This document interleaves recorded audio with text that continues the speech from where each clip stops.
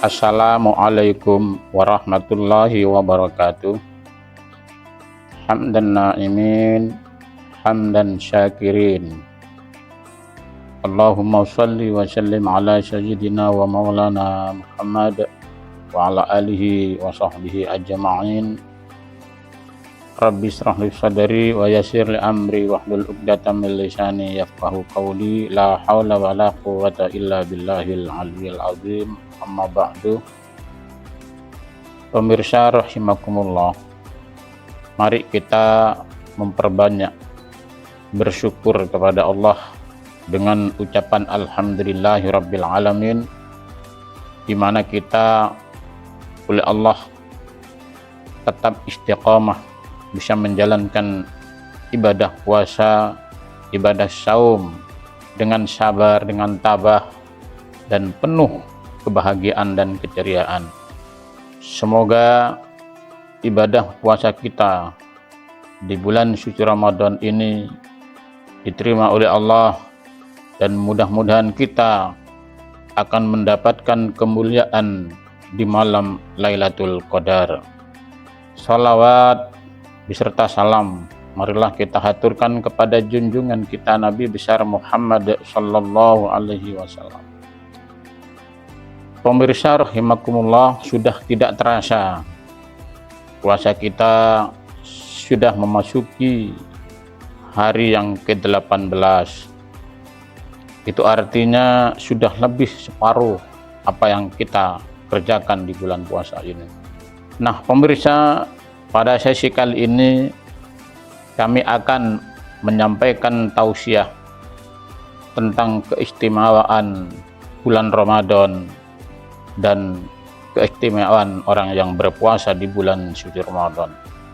Di bulan Ramadan memang penuh keberkahan, di bulan Ramadan memang penuh keistimewaan. Sampai-sampai ada keterangan bahwa di bulan suci Ramadan itu pintu sorga dibuka lebar-lebar dan pintu neraka dikunci, ditutup dengan rapat-rapat, dan setan dibelenggu di bulan suci Ramadan. Tetapi ini perlu penjelasan yang lebih detail, tetapi secara umum kita memahami bahwa memang di bulan Ramadan ini amal-amal kebaikan manusia dilipat gandakan. Oleh karena itu, momen Ramadan jangan sampai disia-siakan begitu saja. Harus ada peningkatan ibadah kepada Allah Subhanahu wa Ta'ala.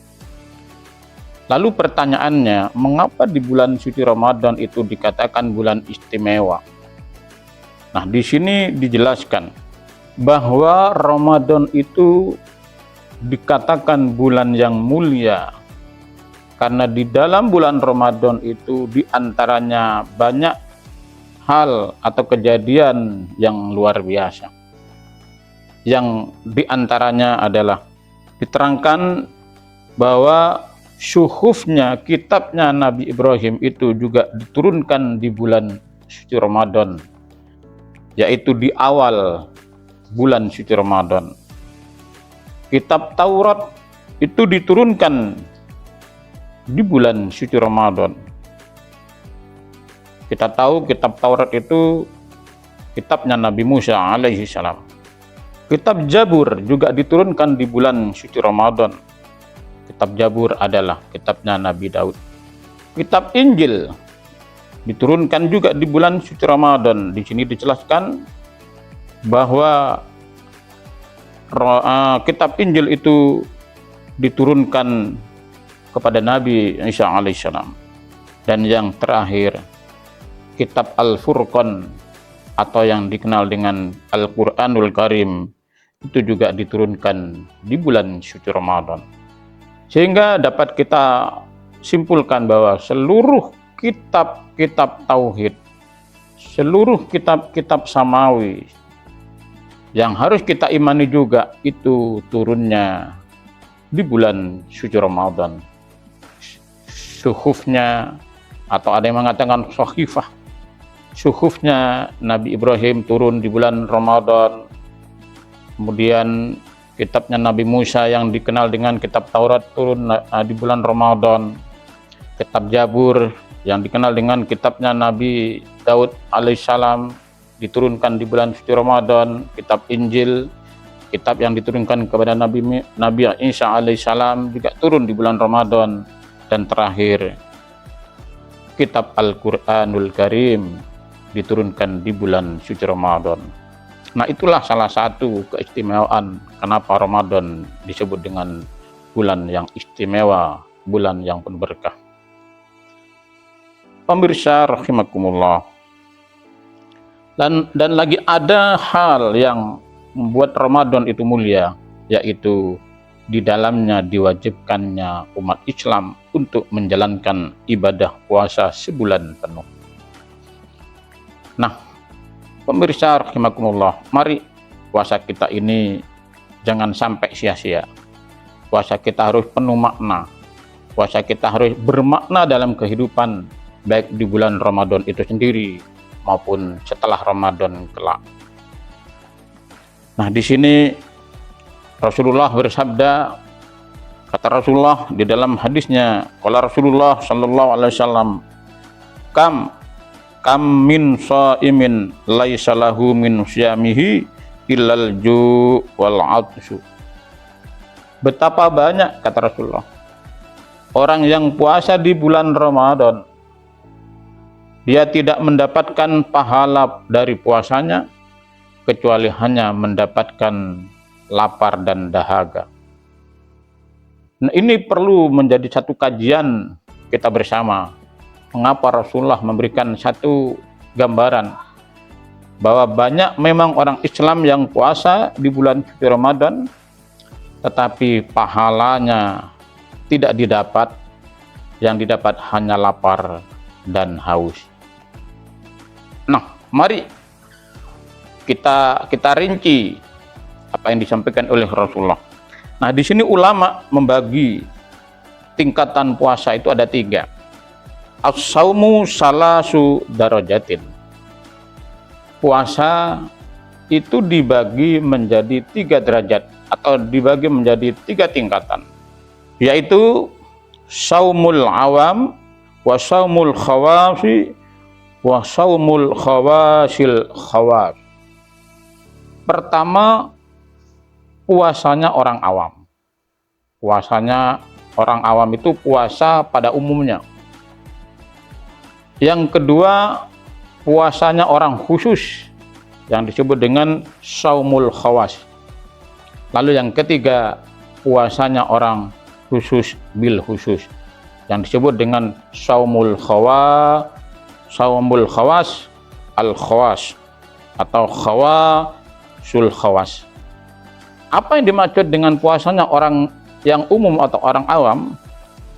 Amma saumul awam fakafful batni wal farji an qada'is syahwat, yaitu puasanya orang yang mencegah dari hal-hal yang dimana perutnya terisi dari makanan dan minuman, dan juga mencegah dari syahwatnya. Jadi pada intinya, gampangnya, puasa awam itu adalah orang yang menjalankan ibadah puasa seperti pada umumnya, ya tidak makan, tidak minum, tidak berhubungan suami istri di bulan atau di siang Ramadan. Itu puasanya orang awam. Ya tidak merokok, artinya segala hal yang membatalkan puasa sudah dipenuhi. Lalu kita beranjak kepada puasanya orang khusus yang disebut dengan saumul khawas. Nah, amma saumul khawas fahuwa saumus shalisina. Puasanya orang khusus, yaitu yang dimaksud adalah puasanya orang-orang soleh. Lalu indikatornya seperti apa? Wahwa, yaitu kaful jawarihi anil asami, yaitu puasanya orang-orang yang mencegah seluruh anggota dari hal-hal yang mendatangkan dosa. Nah, ini indikator puasanya orang yang khusus, yang disebut dengan puasanya orang soleh. Seperti apa menjaga seluruh anggota badan dari perbuatan dosa? Nah, di sini dijelaskan paling tidak ada 5 kriteria. Yang pertama, mata. Mata harus dicegah dari penglihatan yang mengandung syahwat atau mengandung dosa. Jadi matanya juga ikut puasa dari hal-hal yang mendatangkan dosa.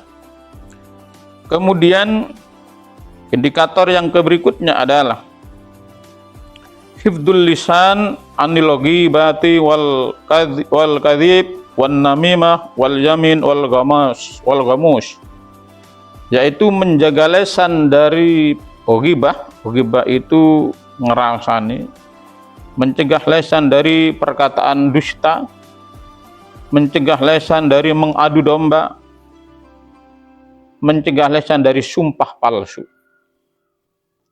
Di seluruh anggota badan juga dipuasai. Mata harus puasa, mencegah dari hal yang mendatangkan dosa. Lisan, bagaimana supaya lisan yang tidak berkata bohong, tidak ghibah, tidak ngerasani, tidak ngerumpi, tidak memfitnah, tidak mengadu domba, dan lain sebagainya. Itu juga harus dihindari. Itulah puasanya orang khusus.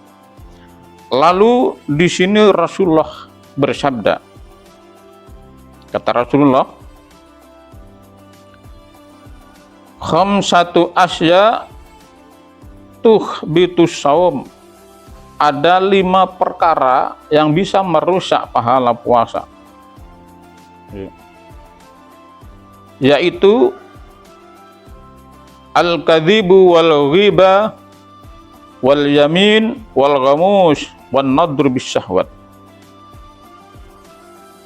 Ada 5 hal yang bisa menggugurkan pahala puasa atau membatalkan pahala puasa. Yang pertama yaitu berkata bohong. Mari kita jangan sampai di dalam berpuasa itu kata-kata kita penuh dengan kebohongan, hindari sejauh mungkin. Lalu ghibah. Ghibah kalau bahasa Jawanya ngerasani, kita harus menghindari. Lalu namimah, mengadu domba antara tetangga timur dan barat, diadu domba, akhirnya tetangga yang awalnya rukun diadu domba, akhirnya terjadilah pertengkaran.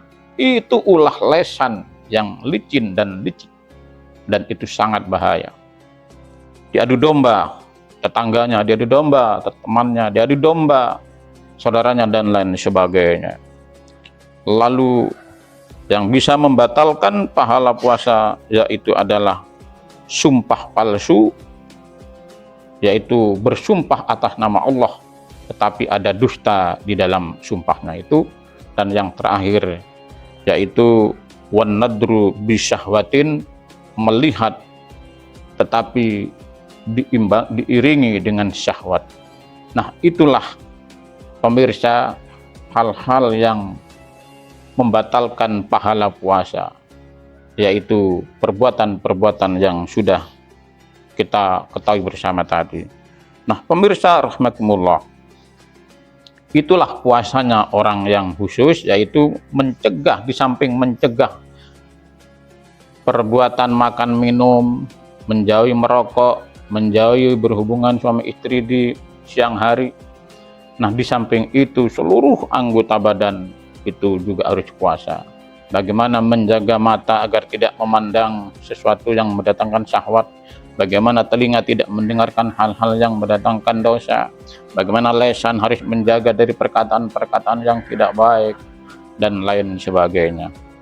Nah, pemirsa rahimakumullah, lalu yang ketiga puasanya yaitu puasanya orang yang khusus bil khusus.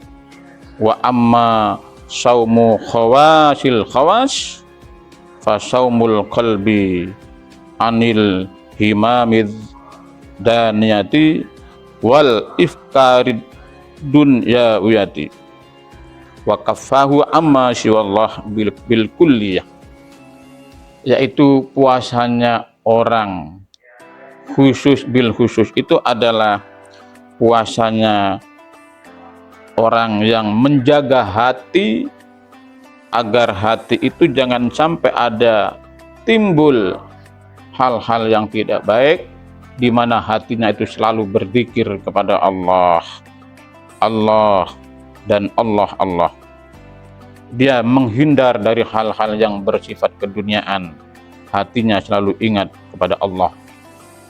Nah, pemirsa rahimakumullah, jadi puasanya orang khusus bil khusus ini adalah di samping tidak makan dan tidak minum, tidak merokok, menghindari hal-hal yang membatalkan puasa, seluruh anggota badannya juga puasa, ditambah lagi adalah hatinya selalu nyambung kepada Allah Subhanahu wa Ta'ala, hatinya selalu berzikir, ingat kepada Allah. Itulah puasa tingkatan yang paling tinggi. Nah, pemirsa rahimakumullah, oleh karena itu mari kita harus memahami benar agar puasa kita itu tidak sia-sia, agar puasa kita itu penuh dengan makna. Maka kita harus di samping tidak makan, tidak minum, di samping kita tidak merokok, di samping kita tidak berhubungan sama istri di siang hari, maka puasa kita harus ditingkatkan lagi agar memuasakan seluruh anggota badan. Bagaimana mata tidak memandang dengan syahwat, telinga jangan sampai mendengarkan perkataan yang dosa, lisan dijaga dari perkataan-perkataan yang tidak baik, menggibah harus dijauhi, ngerasani, mengadu domba, memfitnah, berkata bohong, bersumpah palsu dan lain sebagainya. Semua harus dihindari agar puasa kita bermakna. Lalu kita harus meningkat pada tingkatan yang berikutnya.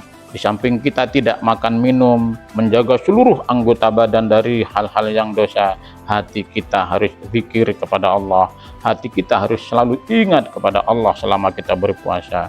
Dengan demikian pemirsa, kalau sudah kita melaksanakan dan melakukan puasa semacam itu, maka puasa kita masuk kategori tingkatan saumul khawasul khawas, saumu khawasul khawas, yaitu puasa khusus bil khusus. Mudah-mudahan materi kali ini benar-benar menjadikan kita untuk selalu berusaha meningkatkan ibadah puasa kita untuk menjadi yang lebih baik. Dan insya Allah pemirsa, kalau puasa kita sudah masuk tingkatan yang ketiga tadi, maka derajat takwa itu akan kita raih sesuai dengan firman Allah, bahwa Allah berfirman di dalam Al-Qur'anul Karim, Bismillahirrahmanirrahim, ya ayyuhalladzina amanu kutiba alaikumussyam kama kutiba alal ladzina min qablikum la'allakum tattaqun. Diwajibkan, wahai orang-orang yang beriman, diwajibkan atas kamu semua untuk beribadah puasa atau berpuasa di bulan Ramadan agar kamu menjadi orang yang benar-benar bertakwa kepada Allah Subhanahu wa Ta'ala. Demikian yang bisa saya sampaikan, mudah-mudahan bermanfaat untuk kita semua. Akhiran wallahul muwaffiq ila aqwamit thoriq. Wassalamualaikum warahmatullahi wabarakatuh.